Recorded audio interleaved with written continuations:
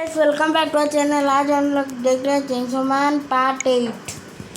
Hello anime lovers, स्वागत है आपका वाइपर एनिमे एक्सप्लेन चैनल पर। और आज हम देखेंगे चेनसॉ मैन के एपिसोड नंबर 8 को। और दोस्तों, ये एपिसोड आपके होश उड़ा देगा। अगर आपने पिछले एपिसोड्स के वीडियोस अभी तक नहीं देखे हैं तो उनकी लिंक आपको डिस्क्रिप्शन में मिल जाएगी, जाकर उसे जरूर देख लीजिए। तो चलिए जानते हैं आगे की कहानी को बिना किसी देरी के इस एपिसोड के साथ, जिसका नाम है गन फायर। तो अब तक हमने देखा कि पार्टी के बाद हिमेनो डेंजी को अपने घर ले आती है और उसे बेड पर सुलाकर शावर लेने जाती है। जब वो वापस आती है तो डेंजी पानी मांग रहा था, तो हिमेनो उसे बियर पिला देती है। फिर वो कंप्लेंट करती है कि कैसे डेंजी और आकी दोनों ही उस घटिया औरत माकीमा को चाहते हैं, और आखिर में वो डेंजी से मचाने को कहती है। डेंजी शुरू में सोचता है कि क्या मुझे ऐसी लड़की के साथ पहली बार करना चाहिए जिसने मुझ पर उल्टी कर दी थी? हाँ, क्यों नहीं। इसके बाद हिमेनो डेंजी के कपड़े उतारने लगती है और तभी उसे डेंजी की पैंट में से एक लॉलीपॉप मिलती है। डेंजी को याद आता है कि उल्टी वाले हादसे के बाद उसे अच्छा नहीं लग रहा था, तो माकीमा उसे बाहर खुली हवा में ले जाती है और उसके लिए कुछ मेडिसिन्स भी लाती है। डेंजी उससे कहता है कि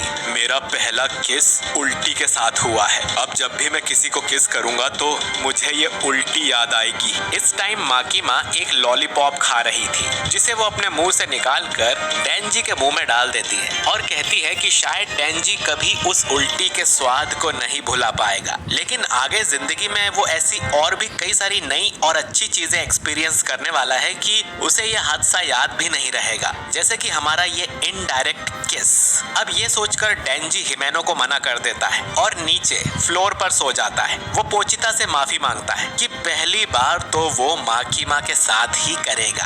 अगली सुबह दोनों ब्रेकफास्ट करते हैं और हिमेनो डेंजी से कहती है कि कल वो इतने नशे में थी कि उसे कुछ याद भी नहीं है, उसने कहीं डेंजी के साथ कुछ गलत तो नहीं किया। जिस पर डेंजी बता देता है कि उनके बीच कल रात कुछ नहीं हुआ। ये सुन हिमेनो खुश हो जाती है, वरना उसे जेल में डाल दिया जाता, क्योंकि डेंजी सिर्फ 16 साल का है। फिर हिमेनो कहती है कि कल के हादसे के बाद भी तुम मजे से खाना खा रहे हो, जिस पर डेंजी बोलता है कि फ्री में खाना कौन पागल छोड़ेगा। अब हिमेनो पूछती है कि माकीमा की इतनी घटिया पर्सनैलिटी होने पर भी तुम उसे चाहते हो, जिस पर डेंजी हाँ करता है। अब हिमेनो कहती है कि वो डेंजी की मदद करेगी माकीमा को पटाने में, लेकिन डेंजी को भी हिमेनो की मदद करनी होगी आकी को पटाने के लिए। डेंजी पूछता है कि तुम्हें आकी में ऐसा क्या दिखा, तो हिमेनो बोलती है कि उसका फेस, और दोनों एक दूसरे की हेल्प करने के लिए डील कर लेते हैं। हिमेनो कहती है कि अब वो लोग दोस्त हैं, तो डेंजी कभी भी उसके यहाँ ब्रेकफास्ट करने आ सकता है और आकी और उस फील्ड को भी साथ ला सकता है। लेकिन डेंजी सोचता है कि क्या माकीमा यहाँ आने के लिए राजी होगी। दूसरी तरफ हम माकीमा को देखते हैं, जो कि अपने एक असिस्टेंट के साथ क्योटो जा रही थी। वहाँ के हेडक्वार्टर में उसकी एक मीटिंग थी। माकीमा बताती है कि उसे क्योटो के बॉसेस बिल्कुल पसंद नहीं है, वो उसे काफी डरावने लगते हैं। साथ ही माकीमा ये भी याद करती है कि कल पार्टी में उसे बहुत मजा आया था, सब कुछ सही चल रहा था।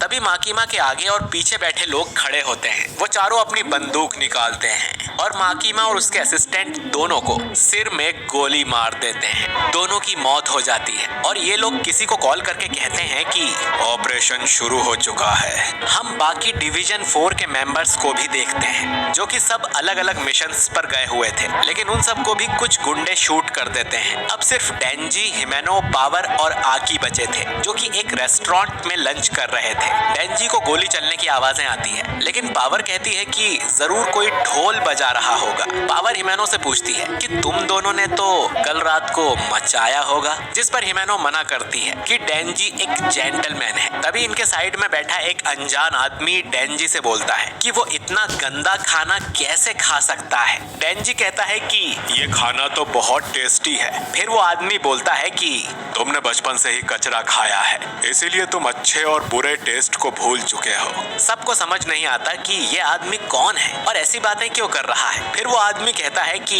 मेरे ग्रैंडफादर सबसे अच्छे इंसान थे और हमेशा मुझे फैंसी रेस्टोरेंट्स में ले जाया करते थे। असल में वो एक याकूजा थे, तो थोड़े बुरे काम भी करते थे, जैसे औरतों और बच्चों को मारना। इसके बाद वो आदमी अपनी जेब से एक फोटो निकालता है और इसका ग्रैंडफादर वही याकूजा था जिसने डेंजी को हायर किया था। और ये आदमी जानता है कि डेंजी ने ही उसके ग्रैंडफादर और पूरे याकूजा को मारा था और वो आदमी इसी बात का बदला लेने आया है। ये आदमी आगे बोलता है कि मैंने सुना है गन डेविल को तुम्हारा दिल चाहिए, और इतना कहकर ये आदमी डेंजी के भी सिर में गोली मार देता है। इसके बाद ये आदमी हिमेनो को भी शूट करता है, लेकिन फिर पावर एक पंच मारकर उसे हवा में उड़ा देती है और आकी भी तुरंत ही अपने फॉक्स डेविल को बुला लेता है, जो कि इस आदमी को खा जाता है। आकी को समझ नहीं आता कि अब वो क्या करे। तभी फॉक्स डेविल उससे बोलता है कि आकी, तुमने इस बार मेरे मुंह में कुछ बहुत ही खतरनाक डाल दिया है। ये ना तो इंसान है और ना ही डेविल है। और तभी वो आदमी फॉक्स डेविल के मुंह को काटते हुए बाहर आता है। असल में वो आदमी भी डेंजी की तरह ट्रांसफॉर्म हो गया था और इसका नाम कटाना मैन है। आकी पावर से कहता है कि वो हिमेनो के खून को बहने से रोके। और अब यानी अब तो सीन बहुत मस्त चलेगा भाई। कोई रास्ता ना होते हुए आकी अपनी तलवार निकाल लेता है, जो कि एक लंबी कील की तरह थी। अब दोनों में लड़ाई होने लगती है और आकी कटाना मैन को अपनी तलवार से स्टैब करने लगता है। और कोई डेविल था जो कि आकी के अटैक्स को गिन रहा था। 3 स्टैब करने के बाद आकी कर्स डेविल से कहता है कि उसे खत्म कर दो। इसके बाद कटाना मैन के पीछे एक बड़े से शैतान जैसा कर्स डेविल प्रकट होता है, जिसके 2 सिर थे। वो अपने पंजों से कटाना मैन को उठाकर काट लेता है, जिससे कटाना मैन की मौत हो जाती है। फिर आकी पूछता है कि हिमेनो की हालत कैसी है, जिस पर पावर बताती है कि सर यानी अभी सीन वापस से बोरिंग हो जाएगा। हाँ, उसे तुरंत हॉस्पिटल ले जाना होगा। आकी को समझ नहीं आता कि आम लोगों के पास बंदूक कहां से आई, जबकि यहाँ पुलिस और डेविल हंटर्स के अलावा किसी के पास गन नहीं होनी चाहिए। अब आकी कुछ करे उससे पहले यहाँ एक और लड़की आ जाती है और अंदाजा लगाती है कि आकी अगर अपने नेल से किसी को स्टैब कर दे तो कर्स डेविल आकर उसे मार देता है, जो कि सच था। आकी पूछता है कि तुम कौन हो और क्या तुम इस आदमी के साथ हो। वो कटाना मैन की लाश पर हाथ रखती है और फिर वो उठकर खड़ा हो जाता है, जैसे कि उसे कुछ हुआ ही नहीं। ये लड़की, जिसका नाम अकाने है, कटाना मैन को ऑर्डर देती है कि वो आकी को मार दे। आकी फिर उससे लड़ने को तैयार हो अभी सीन वापस मस्त होएगा। सब लोग डंगरी डिंगा डिंगा डिंगा नाचो जाता है, लेकिन पलक झपकते ही कटाना मैन उसके पीछे आकर आकी के अंदर अपनी कटाना घुसा देता है, जिससे आकी अपने घुटनों पर बैठ जाता है। अकाने बोलती है कि ये अभी भी जिंदा है, इसे खत्म कर दो। हिमेनो पावर से कहती है कि वो आकी की मदद करे, लेकिन पावर इनके सामने बहुत कमजोर थी। वो देख भी नहीं पाई कि कटाना मैन ने कब आकी को स्टैब कर दिया। अब हिमेनो अपने घोस्ट डेविल को बुलाती है, लेकिन वो उस लड़की अकाने से डरा हुआ था। तभी हिमेनो के मुंह से ब्लड निकलने लगता है। वो समझ जाती है कि वो मरने वाली है। अब हिमेनो घोस्ट डेविल से डील करती है कि वो घोस्ट डेविल की पूरी बॉडी उसे यूज करने दे। बदले में हिमेनो अपना पूरा शरीर कुर्बान करने के लिए तैयार है। घोस्ट डेविल मान जाता है और कटाना मैन के सामने प्रकट होता है और फिर अपने हजारों हाथों से कटाना मैन पर अटैक कर देता है, लेकिन कटाना मैन उसके सभी हाथों को काटते जा रहा था। हिमेनो मन में बोलती है कि रोज इतने डेविल हंटर्स मारे जाते हैं कि हमारे आंसू सूख गए हैं, लेकिन आकी ऐसा नहीं है। जब भी उसकी टीम में कोई मारा जाता है तो वो बहुत रोता है। कितना अच्छा लगता होगा कि कोई है जो तुम्हारी इतनी परवाह करता है। जैसे जैसे लड़ाई चलती है, हिमेनो के शरीर के हिस्से गायब होते जाते हैं। इधर घोस्ट डेविल कटाना मैन पर भारी पड़ रहा था और उसे मारने ही वाला था। इधर हिमेनो के दोनों हाथ और पैर गायब हो चुके थे। वो मरते हुए आकी से कहती है कि आकी मरना मत, ताकि फिर तुम मेरी मौत पर रो सको। हम देखते हैं कि हिमेनो की बस गर्दन ही बची थी। अब इधर कटाना मैन मदद के लिए चिल्लाता है तो अकाने अपने स्नेक डेविल को यहाँ बुला लेती है। स्नेक डेविल आकर सीधा घोस्ट डेविल की गर्दन खा जाता है, जिससे घोस्ट डेविल भी मारा जाता है।